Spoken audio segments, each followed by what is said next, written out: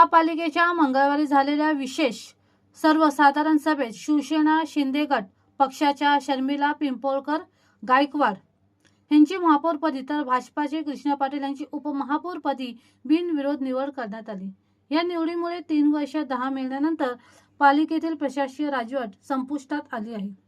ठाणे महापालिका निवडणूक नुकतीच पार पडली। या निवडणुकीचे निकाल जाहीर झाले आणि ह्या निवडणुकीत शिंदेच्या शिवसेनेचे 75, भाजपाचे 28, राष्ट्रवादी शरदचंद्र पवार 12, राष्ट्रवादी अजितदादा पवार 9, MIM 5, शिवसेना उद्धव बाळासाहेब ठाकरे 1, अपक्ष 1 असे 131 नगरसेवक निवडून आले होते। या निवडणुकी निकालानंतर 3 फेब्रुवारी रोजी महापौर आणि उपमहापौर पदासाठी निवडणूक जाहीर झाली। शिंदे गटाच्या शिवसेनेने 75 नगरसेवक निवडून आणले असून एका अपक्ष नगरसेवकाने पाठिंबा दिल्यामुळे हे संख्याबळ 76 वर गेले। ठाणे महापालिकेत सत्ता स्थापनेसाठी 66 नगरसेवकांचे संख्याबळ आवश्यक होते। ठाणे महापालिकेची निवडणूक युतीत लढवण्यात आले असल्यामुळे महापौर पद अन्यथा विरोधी पक्ष म्हणून भूमिका बजावू असा हट्ट भाजपाने धरला होता। मात्र दोन्ही पक्षाच्या वरिष्ठ नेत्यांमध्ये चर्चा झाली आणि ह्यामुळे महापौर आणि उपमहापौर पदासाठी अर्ज दाखल करतेवेळी भाजपाने महापौर पदाचा हट्ट सोडत शिवसेना शिंदे गट पक्षासोबत सत्तेत सहभागी होण्याचा निर्णय घेतला। शिवसेना शिंदे गट पक्षातर्फे महापौर पदासाठी शर्मिला पिंपळकर गायकवाड तर भाजपातर्फे उपमहापौर पदासाठी कृष्णा पाटील यांनी शुक्रवारी उमेदवारी अर्ज दाखल केले होते। त्यांच्या विरोधात उमेदवारी अर्ज दाखल झाले नसल्यामुळे दोघांची सुद्धा बिनविरोध निवड झाली आहे। ठाणे महापालिकेच्या आज झालेल्या विशेष सर्वसाधारण सभेत शिवसेना शिंदे गट पक्षाच्या शर्मिला पिंपळकर गायकवाड यांची महापौरपदी तर भाजपाचे कृष्णा पाटील यांची उपमहापौरपदी बिनविरोध निवड करण्यात आली। या सभेत ठाण्याचे जिल्हाधिकारी श्रीकृष्ण पांचाळ यांनी पीठासीन अधिकारी म्हणून काम केले तर मनीष जोशी यांनी सचिव म्हणून काम पाहिले। ठाणे महापालिकेची पंचवार्षिक मुदत 6 मार्च 2022 रोजी संपुष्टात आली। तेव्हापासून ठाणे महापालिकेत प्रशासकीय राजवट लागू होती। महापौर आणि उपमहापौराच्या निवडीमुळे 3 वर्ष 10 महिन्यानंतर पालिकेतील प्रशासकीय राजवट संपुष्टात आली आहे। शहरातील विकास कामांना प्राधान्य देणार असल्याचे शर्मिला पिंपळकर गायकवाड यांनी यावेळी सांगितले।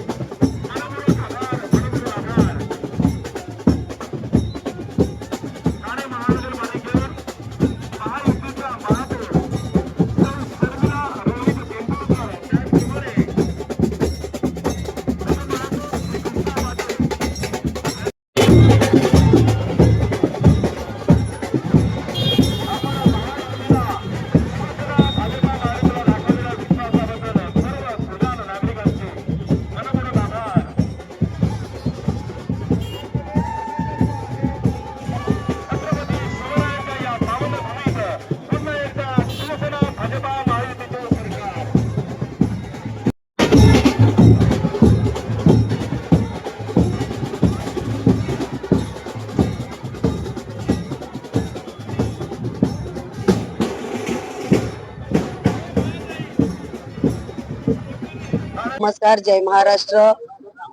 महायुतीचं सरकार होतं आणि महायुतीच्या सरकारमध्ये महापौर आणि उपमहापौर यांची आज बसवण्याचा प्रोग्राम ठाणे महानगरपालिकेवर झालेला आहे आणि पुन्हा एकदा ठाणे महानगरपालिकेवर भगवा फडकलेला आहे।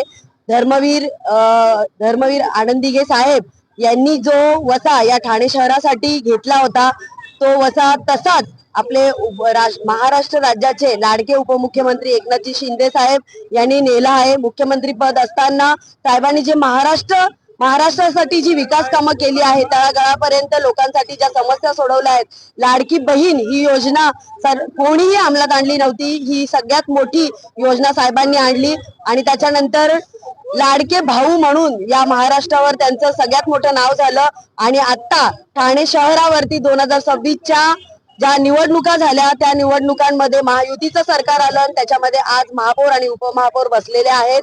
ठाणे शहरासाठी सगळ्यात चांगलं काम करण्याचा जो वसा आपल्याला SC शेड्यूल कास्ट मधून खरं तर मला मिळालेला आहे आणि चांगली विकास कामं करण्याचा मी नक्कीच प्रयत्न करेन।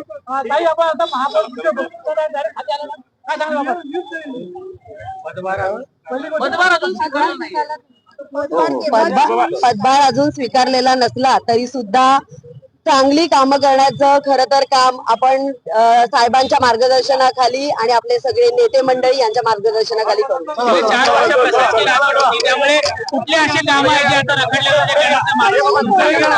खरं तर 2022 मध्ये कार्यकाळ संपला होता आणि 4 वर्ष प्रशासन सगळं बघत होती आणि त्यानुसारच आता 2026 मध्ये इलेक्शन झालेली आहेत आणि नगरसेवक आणि बसलेले आहेत।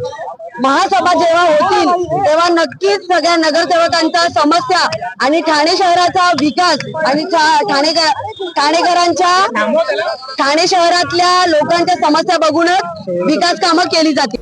मोठा आनंद वाटत आहे।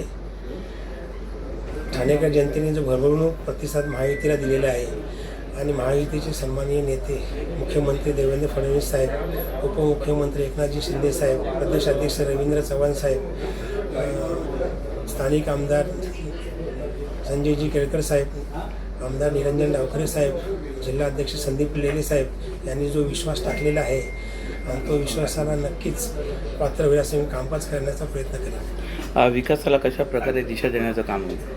आज ठाणे शहर स्मार्ट सिटीच्या दिशेने चालले आणि ठाणे शहराला राहणीमानाच्या दिशेने प्रथम पसंती होत आहे।